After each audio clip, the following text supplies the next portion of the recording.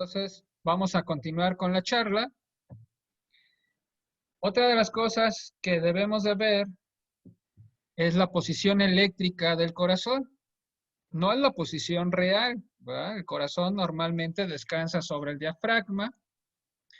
La parte del ventrículo derecho es la más anterior hacia el tórax, hacia la pared costal.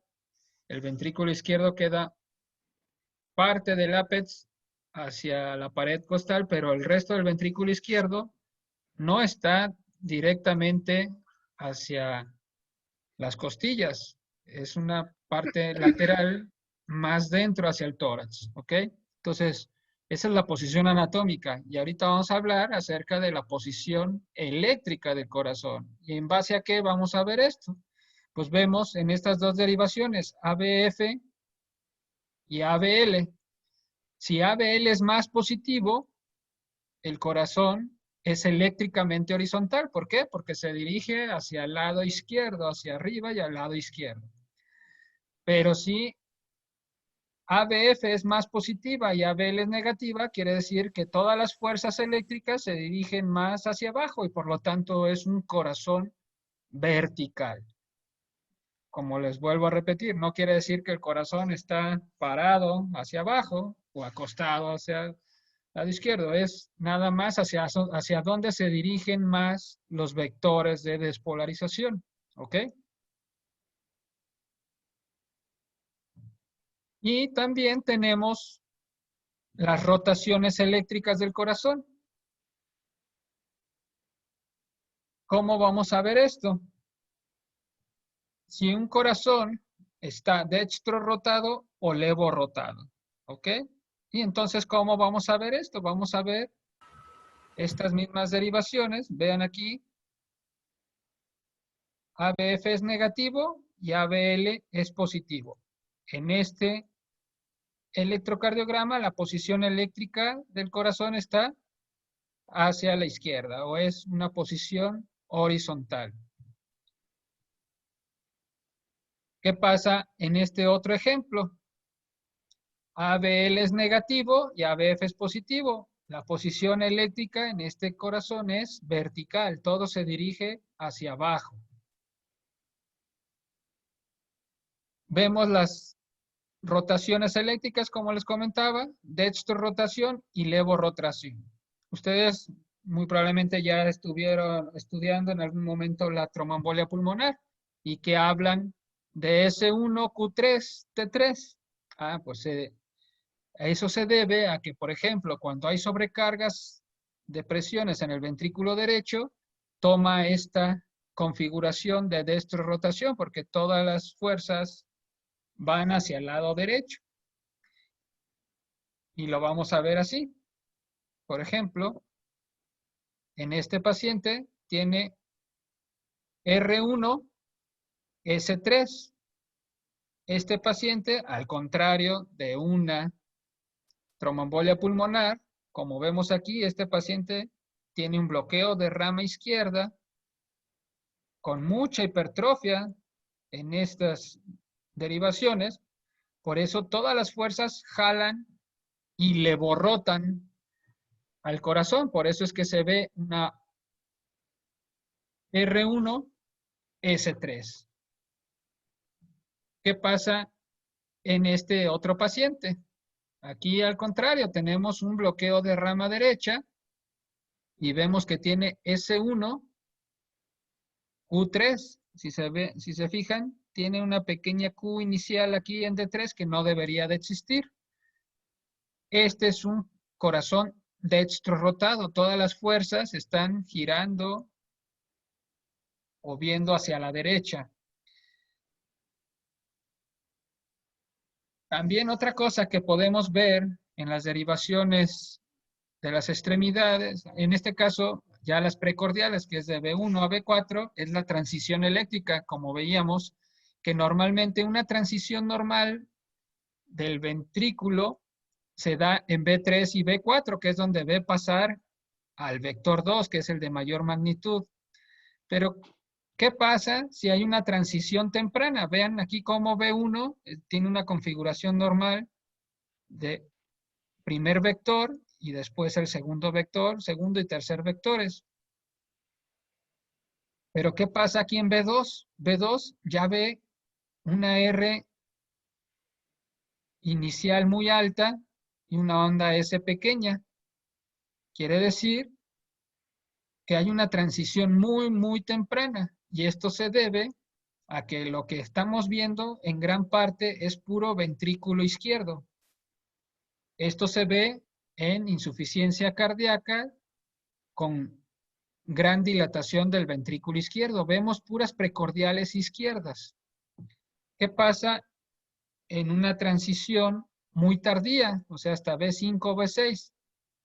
Vemos prácticamente puro ventrículo derecho. Esto lo vemos en patologías que dilatan al ventrículo derecho, como en cor pulmonale o en insuficiencia tricuspidia severa. Vemos puras derivaciones que ven ventrículo derecho. Entonces tenemos una transición muy tardía. Entonces todo eso lo podemos ver nada más de entrada así en el electrocardiograma, tanto la posición eléctrica del corazón y sus transiciones. Y eso nos habla ya de patologías o anormalidades dependiendo de esas patologías. ¿Cuándo vamos a ver el eje desviado a la derecha? Lo principal que nos desvía el eje a la derecha es la hipertrofia ventricular derecha, que puede darse por col pulmonar derecho. El mismo bloqueo de rama derecha desvía el eje hacia la derecha. El bloqueo de fascículo posterior de rama izquierda, que dijimos es fascículo posteromedial, pues hace que se desvíe el eje a la derecha. La tromboembolia pulmonar, el edema agudo pulmonar, la comunicación intraventricular y la comunicación interauricular son otras patologías que desvían el eje a la derecha. ¿Qué nos desvía el eje a la izquierda? Es un infarto en cara inferior, hipertrofia ventricular izquierda, bloqueo de rama izquierda, bloqueo de fascículo anterolateral de rama izquierda, un marcapasos desde el ventrículo derecho o la hipercalemia severa. Son las causas más comunes del eje desviado hacia la izquierda. Ahora vamos a ver la onda P, que decíamos que la onda P realmente es la despolarización auricular, pero de ambas aurículas, no nada más de una. Entonces, siempre la vamos a valorar mejor en D2 y en B1. D2 no debe de medir más de 2.5 milímetros y no más de 120 milisegundos.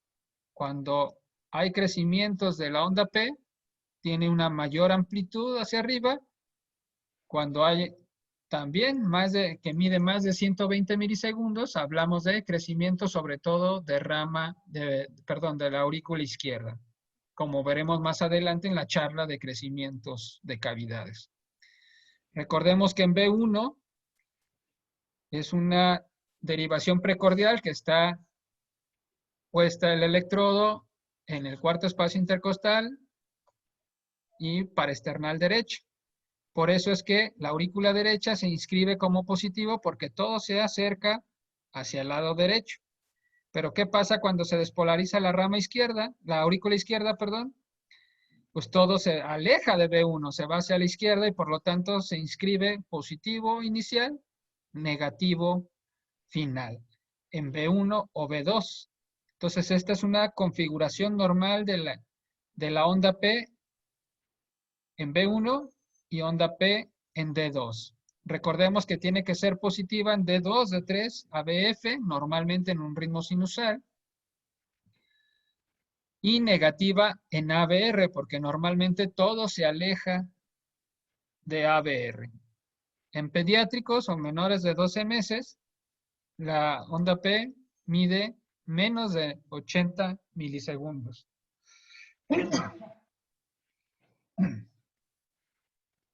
Perdón.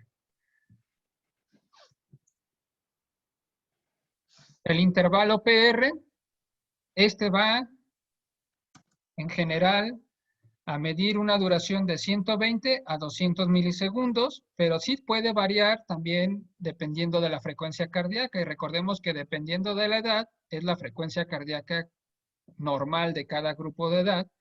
Y por lo tanto tenemos este nomograma para recordar, en base a la frecuencia cardíaca y a la edad, cuánto es lo normal. Pero en adultos, en general, 120 a 200 milisegundos. Y recordemos que inicia desde la onda P hasta el QRS. O sea que nos habla desde que se despolarizan las aurículas hasta antes de que se despolaricen los ventrículos. ¿Ok? El complejo QRS, recordemos que es la despolarización ventricular y su duración no va más allá de 100 milisegundos. En general va de 60 a 100 milisegundos. Cuando está más de 100 milisegundos ya hablamos de un retraso en la conducción intraventricular. Cuando es más allá de 120 milisegundos es un retraso muy avanzado y por ejemplo se ven en bloqueos completos de las ramas ya sea derecha o izquierda. Por lo general, nosotros al reportar un electrocardiograma, todas las deflexiones negativas iniciales del QRS se marcan como onda Q, todas las deflexiones positivas iniciales como Rs, y las deflexiones que vienen después de la onda R se marcan como ondas S. ¿Cuándo vamos a hacer letras mayúsculas? Cuando minúsculas. Cuando cada deflexión mida más de 0.5 milivoltios, o sea, 5 milímetros, se hablan de mayúsculas. Cuando midan menos de 5 milímetros, van a ser minúsculas. Es como el lenguaje que utilizamos para que todo el mundo entienda que es QR mayúscula, QR minúscula. Entonces, en base a eso, pues tenemos todas estas configuraciones que podemos describir en el electrocardiograma. Ondas R mayúsculas, Q minúscula, R mayúscula, Q minúscula, R mayúscula, S minúscula. Y, por ejemplo, la de los bloqueos de rama derecha, R mayúscula inicial, S mayúscula subsecuente y R' minúscula. ¿Por qué? Porque mide la segunda deflexión positiva de esta configuración, mide menos de 5 milímetros y por lo tanto se pone como R minúscula y prima porque es la segunda deflexión positiva que se ve en este complejo. ¿Qué pasa en este último complejo? Hay R minúscula inicial, S minúscula, R' mayúscula porque mide más de 5 milímetros y luego también la S final es S' mayúscula porque también mide más de 5 milímetros pero de forma negativa. Entonces así es como nosotros vamos a describir el electrocardiograma en sus diferentes presentaciones de los QRS. En las precordiales, sobre todo de B1 a B6. Luego viene el segmento ST, que como dijimos, es un segmento isoeléctrico en el electrocardiograma. Inicia desde el punto J, que es la parte final de la onda S. Normalmente es isoeléctrico. En B1 y B3 es difícil de identificar. Como ven aquí, casi no hay segmento ST. Eso es normal y sobre todo en jóvenes porque hay repolarización precoz. Entonces aquí no se ve realmente segmento ST. No hay nada isoeléctrico en este punto. Y bueno, nos va a servir sobre todo en síndromes coronarios agudos, valorar el supra o infradesnivel y también en valvulopatías, que nos hablan de sobrecargas sistólicas o diastólicas, dependiendo de la valvulopatía. La onda T nos habla ya del inicio de la repolarización ventricular y está incluida en la fase 3 y fase 4 del potencial de acción de las células. Recordar que el eje de T sigue al del QRS, es negativa en ABR y su duración dura 200 milisegundos. Su amplitud no va más allá de 5 milímetros o 0.5 milivoltios, que es lo mismo. Cuando ya hay una amplitud mayor a esto, también es indicativo, puede ser de isquemia, ya sea subepicárdica o subendocárdica, dependiendo si es positiva o negativa la onda T. Eso lo veremos más adelante en el curso. Las ondas U son ondas que normalmente no se ven en un electrocardiograma normal. Nos hablan de la despolarización de las fibras de Purkinje. Muy raro que se vea en electrocardiogramas normales, se ve más en cardiopatía isquémica o en trastornos electrolíticos como la hipocalemia, como aquí ven. Una hipocalemia de 3.5, nos llega a ver esta onda U, pero ya cuando baja abajo de 2.5 hay unas ondas U prominentes. El intervalo QT, como les decía, es todo el ciclo cardíaco ventricular, desde el inicio de la despolarización ventricular hasta que se recupera después de la repolarización ventricular. Y este depende de la frecuencia cardíaca, por eso hay que corregirlo en base a la frecuencia cardíaca, y la fórmula de Bassett es la más común para usar, pero hay distintas fórmulas para corregir el QT, y este no debe ser mayor a 440 milisegundos en mujeres y 450 milisegundos en hombres. Cuando va más allá de esto, hablamos de alargamiento del QT. Cuando es menor a 350, hablamos de QTs cortos, que también se asocian, como les comentaba, a síndromes de muerte súbita. Entonces, por eso es bien importante medirlo y corregirlo a la frecuencia cardíaca en todos los pacientes.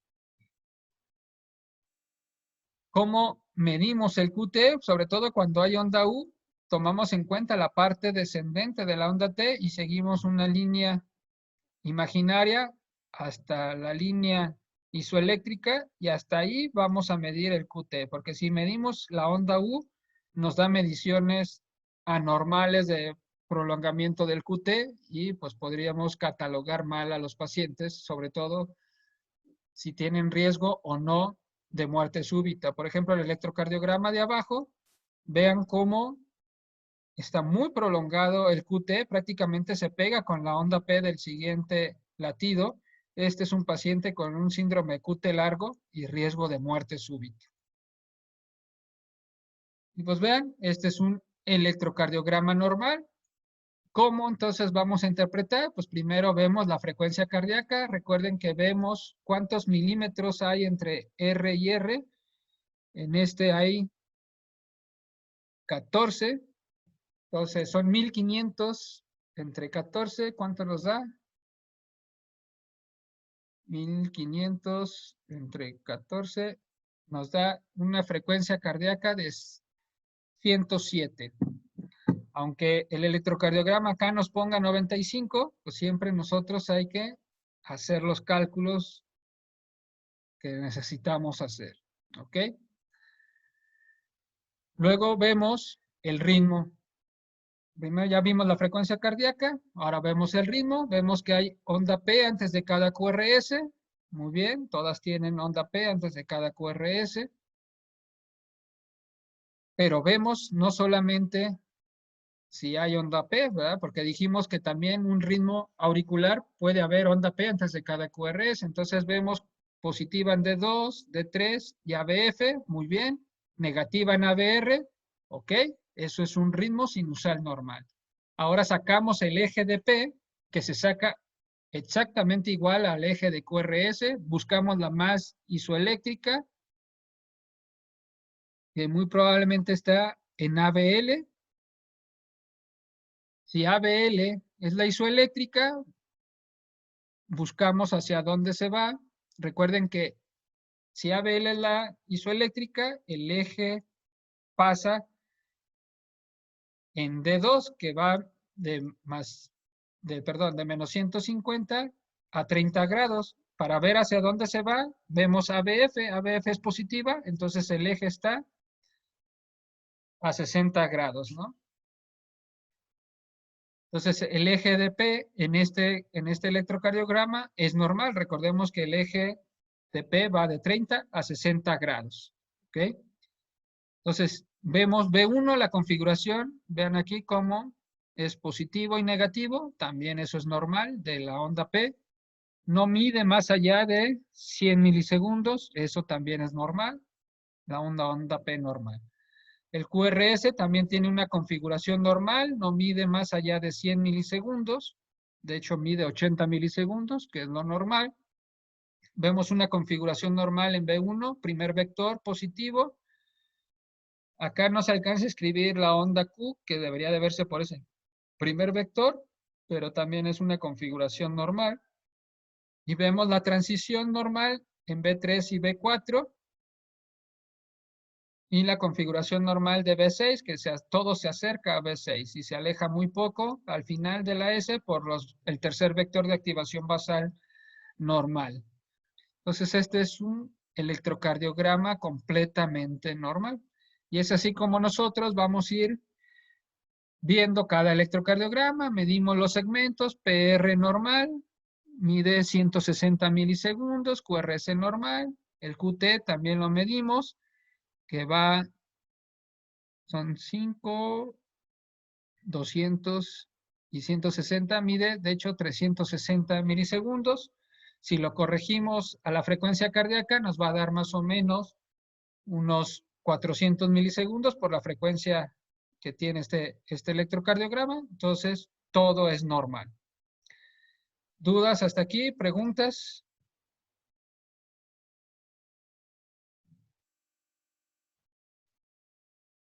Muy Esto bien, es Doc, gracias. importante. Estos artefactos del electrocardiograma no son patologías. Es que por no se conectó bien el electrocardiograma, se zafó uno e hizo asistolia al paciente, pues no, ¿verdad? Nada más se desconectó un electrocardiograma. Si el paciente está muy agitado, respirando muy profundo, también vamos a tener estos subidas y bajadas de la línea isoeléctrica. Cuando no se ponen los filtros adecuados en el aparato, pues vamos a ver estas líneas todas anchas. Cuando el paciente está temblando por hipotermia o que tiene frío, pues vamos a ver todas estas muescas que son artefactos del electrocardiograma y eso no corresponde a ninguna patología en específico. ¿Ok? Entonces, vuelvo a comentar, dudas, preguntas del electrocardiograma normal. Doctor, ¿dónde es más adecuado evaluar el QT? ¿O en todas las derivaciones uno lo revisa?